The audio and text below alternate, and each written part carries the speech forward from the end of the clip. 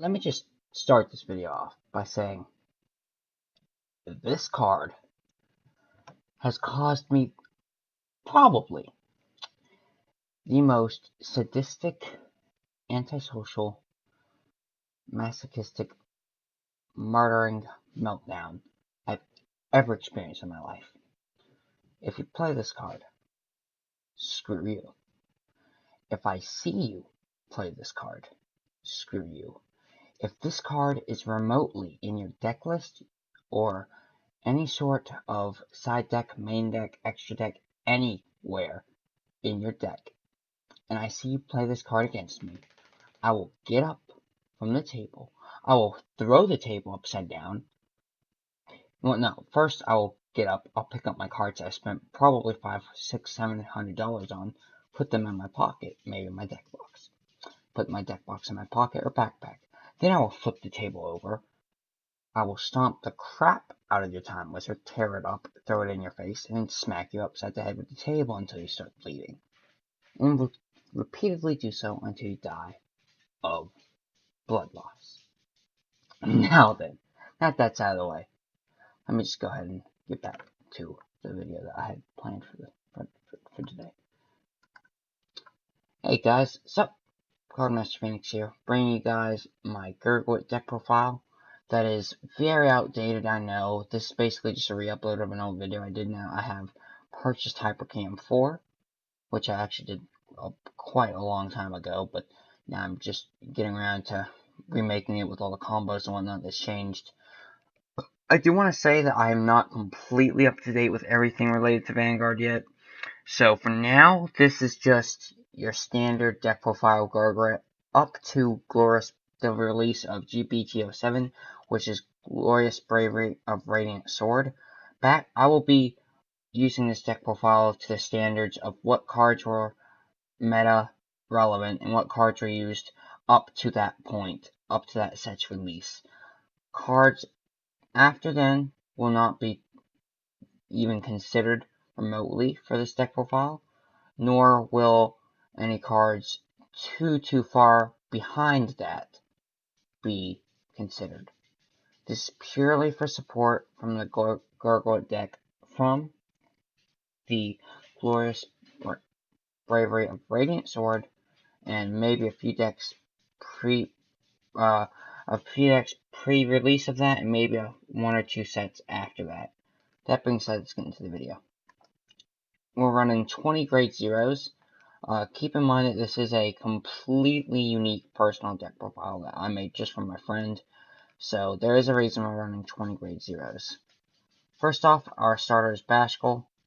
To me, Bashkal is just a much better starter than Coel. In fact, I don't really get why so many people use Coel, since it requires a Superior Calls, and it has to wait for a Generation Break 1, which makes it quite slow, and not to mention if you play against Kagura or Narukami, as opposed to essentially a free cost for Bashkal, and a ton of extra pressure for an extra 10k guard, since a 5k would tie break, I mean, it would just go through and at times win games. If they couldn't afford the guard, but Coel is a decent second, I suppose. I just think that it, in fact, is so bad, it just proves that everyone else is only net decking from each other without actually putting in the effort to compare it to mine. Because that if anything should stand out about why my decks are so odd and unique, it's because I spent tons of time actually going on the wiki page and going through the clan page and every card of that grade for the clan. And I deal with the grade 1s, I do it with the starter, I do it with the triggers, I do it with the grade 1s, 2s, 3s, 4s, etc. All the way until I make the deck, and that's why my decks are so unique. So, I don't care if they're bad, they're just my personal take on it, and they're why I run the cards. Anyway, I do put in hours and days. One time, I even put like a week and a half, 2 weeks into a deck profile. So, let's just not forget about the Oracle Think Tank deck, Clairvoyance, that allows a free draw and the 5k bonus. Let's not forget that.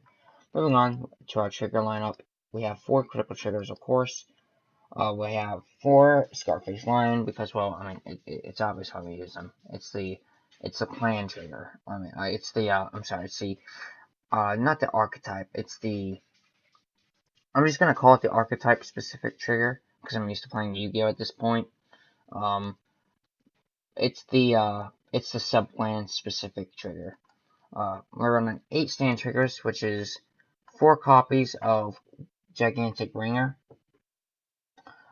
It's kind of the same reason we use Bashkal. It is a little bit slower, but I feel that since you get the free draw and it's a 5k bonus, I'd still stand. It's still the best stand in the entire clan. I'd say. I'd still say it's the best stand trigger in the clan. 4 copies of Player of the Holy Pipe. What is it? Gary. Originally, I had 8 critical with Lion and Scarface Lion and the Flame of Victory or Flame of Hope, whatever it was. And then, of course, I had the heal trigger, and Ringer was my stand. But then I looked through the rest of the cards, and I just thought that this card was better than Flame, since it's 7k booster anyway, without going -1 on the field. And I guess technically it's a 2-sided win. And I was just like, oh, sure thing. It's got that counter charge, which allows you to unflip, and I hate to sound like a mobile ad, but there's your 3 wins. Sign up with PayPal and get this card now. Is it? I mean, is it worth noting that it would be a bit better to go with the critical for pressure beside onboard blows? Sure. So again, whatever appeals to you, because usually I do prefer to go for crits, which is a guaranteed. Like the reason criticals are so effective is if your opponent declares no guard, you pull a trigger, they can't suddenly decide, okay, now I'm going to now I'm going to guard it. That's not how it works. It would still go through, and it's a guaranteed hit, and it goes critical, and your other unit has power to make it a more potential hit. With stand triggers, it's just a non-guaranteed hit and maybe a powered-up hit that could be easily guarded. But in this particular case, I feel that Gary's I just feel like Gary's overall a better replacement for Flame of Victory or whatever it was in this anyway. So is that. Um, I mean, again, it is just whatever difference, whichever one appeals to you. I suppose, I guess either way you should run the unflip, the counter-charging stand or the counter-charging sentinel. That way you can have one of the 2 counter-charger cards, but I mean, if nothing for else, I guess the equality, I suppose, something like that. The main purpose I'm running him for is you want to have at least 1 card in your deck that can countercharge, meaning you can unflip a card that's flipped face up. I mean, face down that you've already used, you can reutilize it.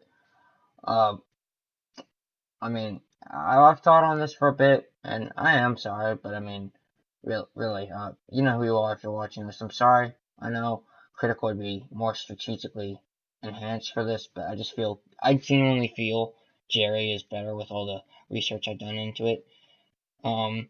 Mainly because he does countercharge.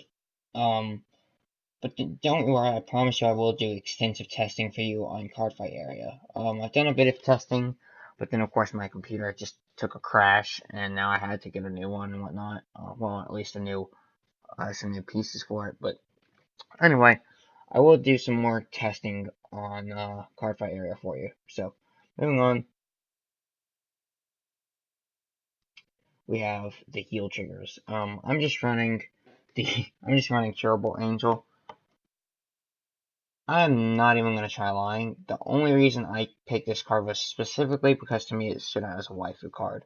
I mean, the waifu game is way too strong with this one. Also, of course, you don't want to forget to use your generation guards. So, there's that. Next up, what makes this so just outright unique? Of course, there's the 4 there, the 8 there, 12, 16. I'm also running 3 copies of Kungal. This is where the deck starts to get really unique. It's not very often whatsoever that I include or add in extra grade 0, but I feel this card is an amazing addition to the deck. Because, I mean, first of all, it's definitely unique, because out of all the deck profiles I've watched, just to make sure I'm not taking anyone, I don't think I've seen this card for any of them in the same reasons. But I just feel it helps out Gurguit so much. You generally don't have the you don't generally have the luxury of being able to use Gurguit's ability. I'd say more than twice a game. If you're really lucky, you might use it twice a game. But I don't think you will. I think it's just a once a game thing. But Kungel, it's more soul charge fodder, meaning you can soul blast it to get his effect off again. And if nothing else, I mean it's a 10k guard. So I just feel it's a lot easier. I mean, there is some other info I have on it, but I mean, it's really just stating the obvious. And honestly, I mean, I don't, I don't think I should just waste time when I've already explained why it's so good. It allows you to make it to where you can use Gurguit's ability, the star of your deck. You can use his ability more than one time. I'd say you can maybe even use it 3 times. Um, if you use up all 3. And if nothing else, maybe you dead draw this, or maybe you don't get to use Gurguit's skill. Okay, it's still kind of bad, and it's a little bit of a dead draw, I'll admit. But, I mean, it's a grade 0, so it's a 10k guard. Are you really telling me you'd rather run something else? Yeah, didn't think so. So, moving on, we have a total of 12 grade 1s. Here is for the stride fodder, or pitch stride, whatever you want to call it. I'm running 4 copies of Dawning Knight Gurguit, or Gurguit, whatever you want to call it. This guy's a great stride enabler, but he also has the Herald ability, which allows him to search out the master unit, which is Gurguit. And I just feel why I call it Dawning Knight, the Herald, and Gurguit the master unit. If you're curious why I'm calling the Herald, if I'm referring to Gurguit as the Herald unit and Gurguit's the master unit, it's basically because it's the pitch to stride for it, and Gurguit's the master unit that this guy brings out. Well, not necessarily that he brings out, but he's the boss monster. But if you're kind of confused, just check out the mechanics of Vanguard, or simply ask some pro player. I'm sure someone will tell you. Moving on, I'm running 4 copies of Searching Knight Jeffrey. I know, I know, I know it looks like I'm a sellout. I apologize for all the cards with the ID808 watermark on them, but it does have a lot of high quality pictures, I'll admit that. So I could find I just find that it's so much better than nothing. Anyway, if not Dawn Knight, I guess this is your best booster, since you can just get 3 free cards, or even maybe 4 free cards if you have the right conditions met. Also, this is the only grade 1 in the entire deck besides the Perfect Guard G, and Stride Fodder. So be sure that you either ride this, or preferably if you have it G assist, if you need to fetch the card, since riding Perfect Guard isn't ideal and guaranteed is better than riding your main stride cost. Moving on to the Perfect Guards, I'm running 4 copies of Holy Mage Brittle. I never really run Bridal Owl. I never really learned. Oh, here I go. Let me see. Let me try. Bridery. Oh yeah. But I actually just made myself a note a long time ago that I somehow still have here. That's pronounced Bridery. So there's that. Countercharge is basically a fancy way of saying exactly what it does. It unflips an X amount of damage. Canvas is an option, but I prefer to make certain that I can always devastate with Sunrise Ray Gurguit whenever I want to. I mean, plus, how often will she just so happen to be in the top 4? I was considering maybe 2 of each, but then I realized that we counterblast more than we countercharge, essentially making this guy more or less mandatory. Moving on to the grade 2s. We have 11 of them in here. We are running 4 copies of Knight of Springsight Paramore. We run more of this guy, since in my opinion it's better, plus it's room conservative. This is a great combo chain if you called it via Holy Mage. He can lead to half the field made in literally a single turn. And I'd say your hope should be that this card Unite, that by the time this guy comes out, your Unite is already active, which is just the clan keyword. You can search that up if you know what I'm talking about. And you can probably just look this card up, if you're not able to see his effects from here. Moving on, I have 3 copies of Poel. It starts to chain with Paramore, and it is a bit worse in my opinion, as he is required to attack the Vanguard and not just a rear guard. But no less, that's just why we were running 3 of him and 4 Paramore. Moving on, we have 2 copies of Knight of the Faint Star Marcia.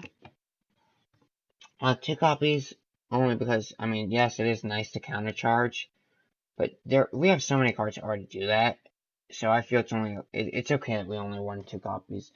And of course, it does save room. And also, she does have that that effect that's kind of like C-Stamp Otter, and in relation to its skill. So it is pretty nice to have her since they have to waste an attack just killing her. But you know, that's just my preference. And finally, for grade 2s, 2 copies of Borgle. We just use him for columns since he hits hard and he can spam insane numbers. I mean, really, it's insane. Some of the board numbers that this guy can swing for. Moving on to the grade 3s, we have 4 copies of Sunrise I'm sorry, 4 copies of Sunrise Ray Knight Gurguit. I mean, no duh, this guy's your main grade 3, and honestly the only grade 3 you want to ride, because you should go ahead and also know that Liberators don't really exist in this deck, and neither do Ezel cards, so Mithril and Blue Frame are pointless in the Stride deck. Other than the fact that he's the boss monster, I don't really know what else I should need to say. I mean, he's Gurguit. So, moving on, 3 copies of Dongle. I'm not even gonna lie about it. My opinion on this card is it's just downright stupid. It's a horrible excuse for no running card. There isn't a single grade 3, not a single grade 3 that should be able to intercept or boost, and definitely to the moon and back shouldn't be able to do both. But apparently, this piece of okay, I won't go there. This guy can. All right. Anyway, that will wrap up our main deck. Moving on to the side deck, we have 1 copy of we have of course 12 in here because this was before it got expanded to 16 units, and I will add that in later. For now, I'm running 1 copy of. Wait, wasn't it 8? And now I think it was either 8 and it got doubled to 16, or it was like 8 and it got 4 more. I'm not sure about the ruling. It's been a long time, but I just know at some point in time, about a year ago, the time of recording this video, the re-upload of it, I know that the G zone got expanded. Don't really know why, but it did, and that was nice. So, obviously, we only need a single copy of this card. Most times you're probably not likely to even go into it. It's just like personally I hate the idea of punishing someone who's already grade locked, because that's basically kicking someone while they're already down. And quite frankly, in most cases, if your opponent's grade locked, you basically win anyway, because that extra turn is just so instrumental into whether or not you win in the type of speed relevant game that we've gotten this game to. So, yeah. But, you know, some of us are more demonic in little children's card games, which is embarrassing. The main population of the game is similar to high school, so graduates anyway. Rather than, you know, real life kids playing this game like it's marketed to. Cough, cough, looking at you, Prince game.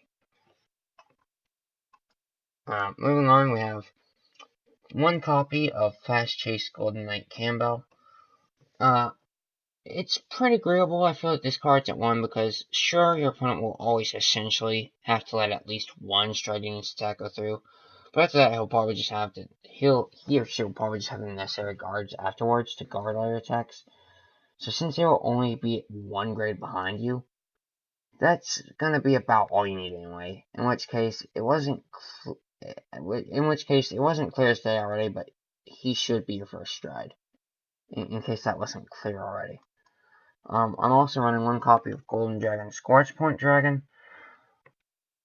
Honestly, I don't have any clue how this guy will be effective, but hey, that's just from the point of view of a guy who plays Genesis and Kagura exclusively, so you guys would know. Moving on, I'm playing 2 copies of Golden Dragon Spear Cross Dragon. You should only need a single copy of this card, just like Breeze, but I took the initiative to make sure that you have it if you need it. You'll most likely never use it. However, if you're desperate for field control, this helps immensely. Just wait till you have a few strides in your G zone beforehand. Basically consider it a last resort. Trust me, my friend. I admittedly suck at a ton of stuff, a ton. But there's 2 things I'm good at: card games and card games. So just trust me when I say you don't want to use this build. You don't want to just use this to build up field. Trust me, you do not want to use it just to build up your field. You want to use it as a last resort. If you have no other way of winning, then go into this. But other than that, please, just save it. Two cards is so much to use up in your damage zone when you could be basically getting off Gurguit for it. But please, please, just only use this as your last resort. I'm trying to tell you what's in your best interest, but really, please.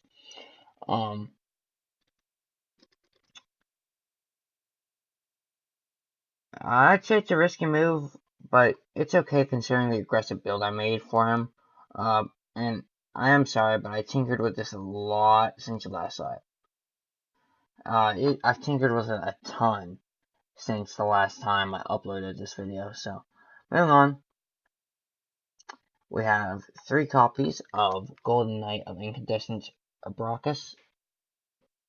This card to me is amazing. It uses the 2 turns or so. I mean, you can use it 2 turns or so at least once. I'd say you want to use this card twice. I'd say you want to use this card twice before you go into your Gurguit play, but I mean, I guess if you want to just use it once, it works. If we're going to your main stride to build up field and start getting the Unite skill active, it's basically just a much more effective, much less risky version of Spear Cross Dragon. And of course, moving on, we have 4 copies of Sunrise, Red Radiant, Sword Gurguit. The Big Boss, Main Stride, Ruler, Protector, Savior, Compellence. He's just the boss monster. I mean, yeah, just poof. You win. Moving on to the G Guardians, we only have 4. This is back when G Guardians were first okay, that's right, yeah. G Guardians were introduced, which is what pushed it to like 4. I mean, I'm sorry, yeah. And increased it to 16, so, of course, this was before the zone change, but anyway. We're running 2 copies of Metal Element, for discard, and at least 1 stride guarding. It is a 25k shield, so I don't really have a problem using it. And 2 Dismal, just because, I mean, it does come in handy. It does protect your cards against deck matches against like Kaga and Arakami. So I mean, whatever. We're running it 2. If you want to, you can make it 3 and 1, or just however you want to make it. But I just feel it should be there.